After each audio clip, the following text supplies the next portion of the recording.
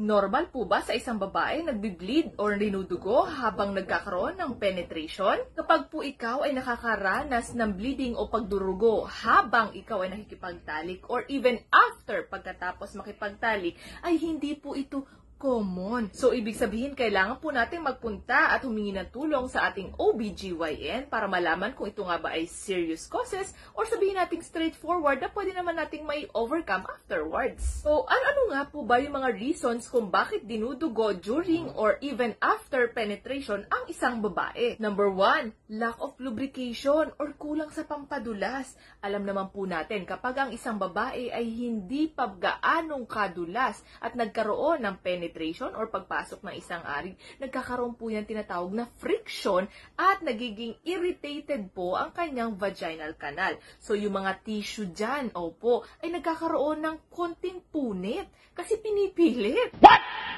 So, ibig sabihin, kapag nagkaroon ng punit, merong bleeding. Nangangalabit na ba ang inyong misis pero hindi pa ready si Junjun? Huwag mag-alala dahil nandito na ang ating Honeymoon Herbal Tea. It's a natural product with Chinese herbs. And 15 minutes lamang po ang waiting time. At ready na. Hindi ka po nito ipapahiya. So, pwede niyo po itong gamitin, either hot or cold tea. Pwede niyo rin pong samahan ng lemon and even honey para mas masarap. So, ano pa bang hinihintay niyo? Try niyo na! Next, number 2, ang ating mga boys or ang ating mga partner sa buhay ay hindi nakapagbibigay ng at least 20 minutes of doing foreplay. Di totoo yan. Lagi ko pong sinasabi, kapag niyaya ang isang babae sa pakikipagtalik, kailangan may sapat na oras para sa foreplay. Nakakapag-stimulate po kasi ito ng body's natural lubrication. So, ibig sabihin, hindi mo na kailangan bumili ng mga water-based lubricants. Ang kailangan mo lang ay sapat na panahon na ibibigay mo para mag-focus ka sa foreplay.